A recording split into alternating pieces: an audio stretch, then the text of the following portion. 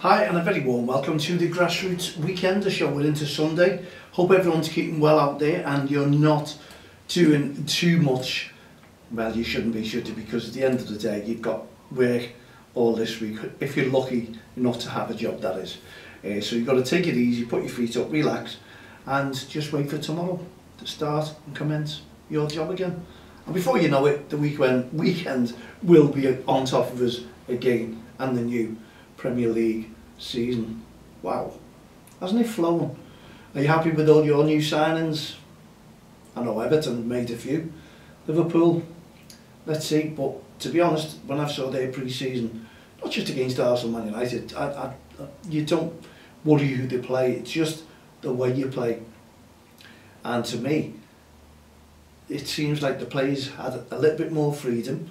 Salah, never seen him laughing so much, and he looks really, really fit.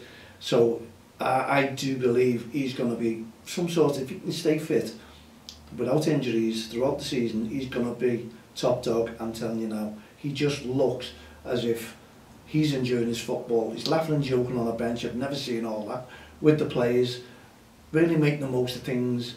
Not about laughing at the teams who they're beating, it's laughing amongst each other, if you know what I mean. And I just think, yeah, without Jurgen, it's not as if Jurgen was keeping them like that. He kept them on the straight and narrow. But I think if that's the type of football that we can see, even the kids, it was rubbing off on them, we can see this season then, we're going to be there or thereabouts once again. I'll have more confidence, because when Klopp's left and the new manager comes in, you start thinking, what's happening about the new players? What about the new players? What about the likes of Van Dijk and Arnold? Are they going to be committed for 100%? Hope so. Let's see what happens. Anyway, good luck to each and every one in the Premier League. It goes again, doesn't it? It starts again. And that's when all the banter starts. The kids will be back and they'll have a right go at Liverpool and Everton once again. They don't have a go at them, they just talk. Facts, to be honest. Okay, you see the title, Push for Change with DXTL. And hopefully, we can make a difference, because at the end of the day, I've come out of grassroots football in a sense of running the teams for, because I gave myself 2 years, to be honest. I really, really did. And I wanted to get these teams formed, and I wanted to see how the teams formed. And I'd been manager many years ago beforehand. I hadn't just started it, so don't think I've just jumped in there and I couldn't handle it. No, go back many years. I've been involved in grassroots football for over 40 years, and that's been running teams for about 4 or 5 years as well. And you might have heard me on the shows that many of the kids have grown up and they're adults now, and some of them still call me Gaffer, and it's great to see that their children are playing football as well. And you know, their dads are saying to me that they're bringing their kids up the way they were brought up with us in grassroots football.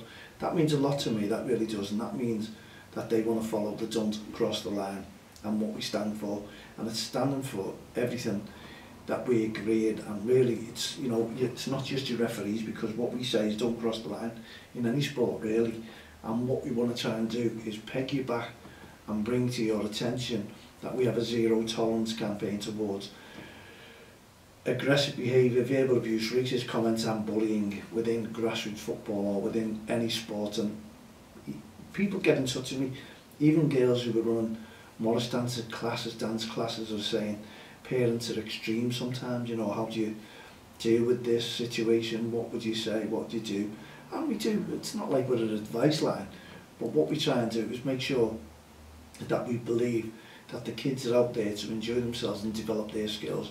Whatever they take the hand to, lead them to it, let them do it, just guide them along the way, but support them with encouragement, not with verbal abuse or aggressive behaviour, non-existent. And we know there's plenty of bullying within grassroots football, so we stand to try and make our commitment to end that as much as we possibly can and make it beneficial for the kids who are playing the football, and also the referees who are out there refereeing and officiating. But what we've come across, or what I come across and what I've watched, because more of an experiment to be honest, with the two teams, because we had one really very strong team who got together and the kids could play football. We were winning anything, probably one of the best teams for their age group in Merseyside. And then we took another team that probably hadn't kicked a ball. I think there was only one youngster, two who'd had a little go before. So we put them into the team. The other team we built around them, who couldn't kick a ball. They were running backwards and forwards. They didn't know which way they were going to turn when they had the ball, what to do with it, how to control it. But honestly, the improvements out of those kids now is just tenfold. They went on to win in their first season 2 trophies. To me, that is absolutely brilliant. But what I did see along the way was the animosity that team that were winning everything got from jealous managers, coaches, parents, to what the team who we just brought together got as well. And that was friendship, and because teams were really beating them and what have you, and I saw the difference. And I also went on a disciplinary with another team, and they allowed me on the county FA, which I appreciate for that, because I do have a good relationship with them. And obviously I come up with things that they agree with. They support us with the Respect campaign, and why shouldn't they? It's for referees who are assigned to them, affiliated to them, and we're only to support them, to protect them, and like the kids, we're protecting them, supporting them, and we want to have a look at the teams ourselves. And on that disciplinary, I just feel as if it was all totally wrong, and the fine was extreme, and some of the comments from one of the officials laughing, saying managers, they always say that, they never step down. Well, I did prove them wrong, because I myself and my son stepped down, and we were 2 great managers for the kids, not for glory. We're not interested in that. It was lovely to get the 2 trophies, it was lovely to get all these awards that you can see behind, and yes, it was proved successful for 2 teams. Now, wasn't a bad word said from DXTL, any teams and the 2 age groups. Everyone supported them. The referees weren't talking about, and the officials in a league. They were never threatened with road, they never threatened any referee. Referees love to referee them, officiate them, and the same with our under-7s or under-8 going into now. So, unblemished, and that's why I wanted to keep it like that. But more so, I wanted to portray the message of respect on the kids around about now. Some people will try and dig up dirt for the team that was very, very good, to be honest, and they didn't like, the jealousy was terrible. Oh yeah, you call yourselves don't cross the line, you've got parents. Now I stood strong at the very, very start of one team, and I banned 2 parents straight away. This was in friendlies, this was no games, no sidelines whatsoever, they were gone. Stood my ground, and that's the way I portrayed the message throughout, and people respected that. And right the way through then, it kept continued, but I did notice, and you could hear that people were trying to make up stories and blemish the name of them because they were carrying the word respect, don't cross the line. People were laughing and joking. Now they're all happy that they've gone away on that side of things, but you know, there was unblemished. I was carrying the same message with don't cross the line and respect. So it just gives you an idea, the balances about if you've got a really, really strong team, people hate you, they love to hate you, and if you've got a team that is struggling a little bit, and you know their teams can easily score goals against them, let's just say, you're loved. Not hate, you're loved, because teams can play against you. And that's the way it was with us. And don't forget, you always have kids with little attitudes. You have to, every manager gets them, we have to put them into perspective, and we have to try and make sure that they're looked after. But to cut a long story short, what I did see as well, the admin, the expenditure, the work behind it, you name, and the cost, obviously, the admin and the cost, the financial side of things is just totally extreme. The training, and you were giving your time up, week in, week out, day in, day out as volunteers. Now, some of the leagues, when you were going in there, I'm starting to see that leagues, and I listen and I watch and I listen to managers and coaches and I listen to officials in the leagues.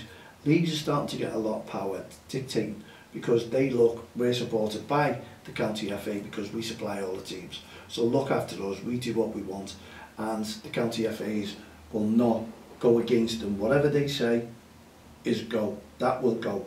There's no disagreements, there's no stepping in whatsoever. Unless something is extremely wrong, then they'll step in. If there's a lot of publicity coming in, they'll step in towards that league and towards whoever is involved, because they are an official body. But what I don't like and what I see is many of the managers and coaches, and I do agree, referees do get paid and some managers and coaches get paid, and I say some are making it as their job basically. No one's having a go at them, not one little bit. But I'm looking at costs, for all the teams, and it may help the managers who are getting paid or the coaches who are getting paid as well, because I see facilities becoming very extreme. You know, I'm talking about going to hubs which are charitable trusts, and I don't see anything handed back down to teams unless you're in partnership with this hub. And believe me, I try to get there, and because you're not there with teams putting money in behind them, you've got no chance. If you're a single team, you've got no chance unless you're there 7 days a week spending the money. Now, I don't agree with the likes of under 7s, under 8s spending or paying £51 for a quarter of a pitch for 1 hour. And I know it's extreme on a full pitch, I think it's 225, and I do know price rises may occur, not at the moment for teams at the moment, but I reckon that'll come halfway through the season. When everyone's established, there'll be a price rise. Mark my words. But I do know that the price rise has gone up for leagues and the likes of the partners as well now. If it's gone up for them, will they in turn put their prices up towards the members, the teams of the leagues, towards the teams of their clubs? Let's see what happens. Obviously, I'm looking at that, I'm closely looking at it, because I'm there, not just for referees, for coaches, managers, teams, the kids themselves, disadvantaged children, children with mental health. You can see what we're trying to do because we have a Heart to Gold initiatives as well. And I've been in touch with my local MP, and obviously he's been in touch with another MP, and we want to go a little bit higher. And I've wrote a letter, we're getting there, sending it off, and I want to push for change, and I want change in your pocket, because it's better in your pocket than out of your pocket, and I'm sure anyone out there would agree. So I want to see a difference. I want to see money coming right down. I want to see free football, free hubs somewhere along the line. And that is not just from me, that is people sending me in what they'd love to see. And I've seen it, and I've been there, done it, wore the t-shirt, looking. And it's hard to ask your parents for subs left, right and centre. Now there's teams as well asking for sign-on fees, which are becoming extreme as well. And what they're saying is it's to combat the payments, the rises from the county FAs. And I don't think there was a rise from the county FA on affiliation fees this year. I think it's all stayed the same. But yet, I think clubs, some teams out there are putting up their registration fees, and other teams are coming to me saying this is getting beyond a joke, this parents can't afford it, but moan about facilities, training elsewhere, and yet clubs are charging registration fees. Now everyone, I believe that everyone who pays the subs, it should cover everything, your kits, the whole lot. If you're a club and you're taking in money left, right and centre, the team, the individual team, if that's the club's money and they just spend it on whatever they're spending it on, how does that team get away to a tournament? So if you were invited to come and play at an academy, say it was in Malta, for instance, for that team, and they got a bit of discount, the club won't pay for them. It's got to be the parents themselves. Now I want to look at club money in a sense that you're building up a massive pot, and then obviously it's grassroots football is becoming richer and richer, I'll tell you that now. And we talk about horse racing being the sport of kings. Well, I'm telling you now, you have to be a king now to be involved in grassroots football. I just look at the cost, and there's some teams out there, it doesn't bother them. Some kids, some parents out there, and I've gone on about, you know, £10 a goal. Some of the parents, maybe even more. I've even heard £100 per goal of a parent being sheltered. Those people should realise, take a back seat and start funding the team, the whole team themselves, if you can do that on one of their children scoring a goal and giving 100, maybe £200 for 2 goals.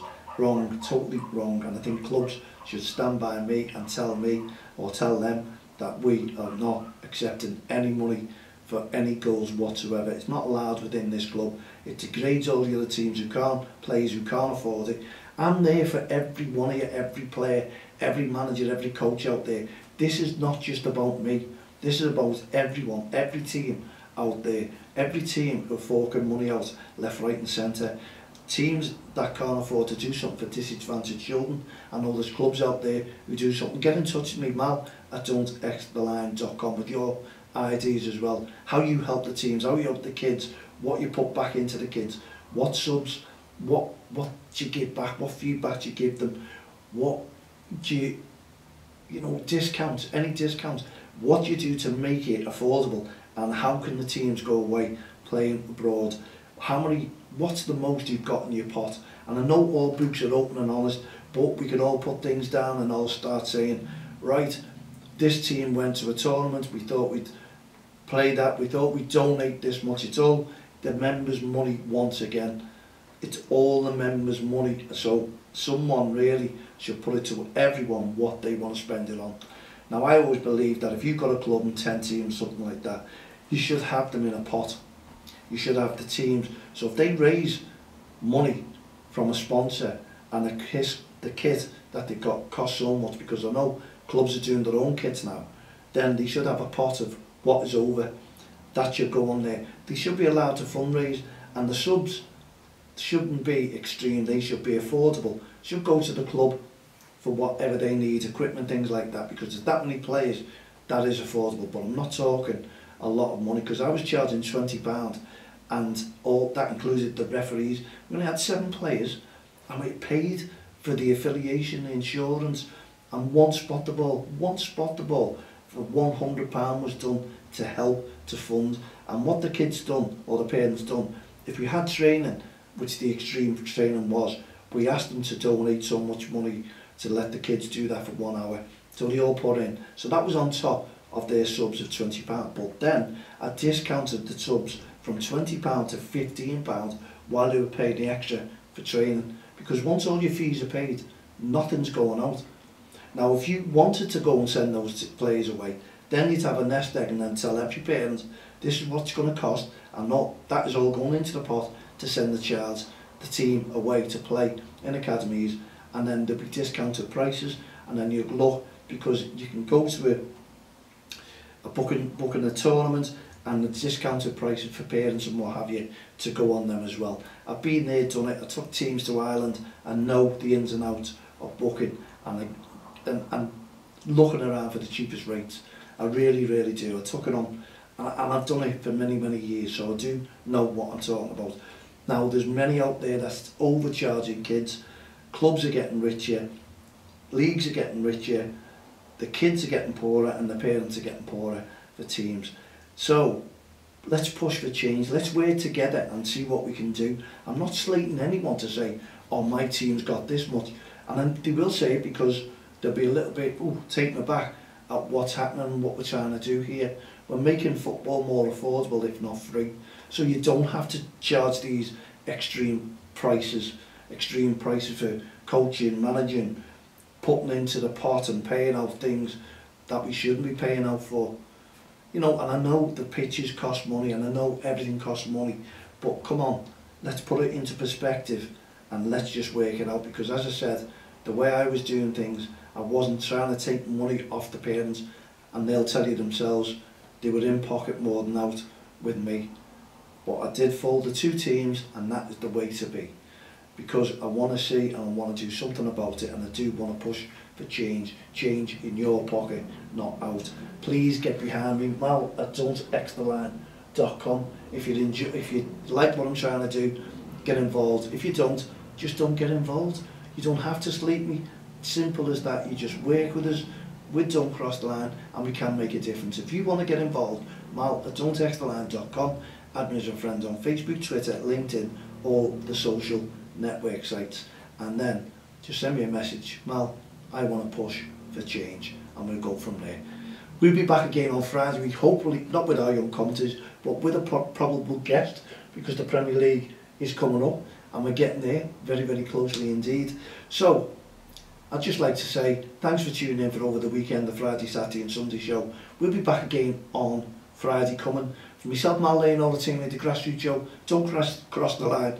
Respect programme, no ref, no game, hearts of goals initiatives, and now push for change. We'll see you on Friday. Good night, God bless.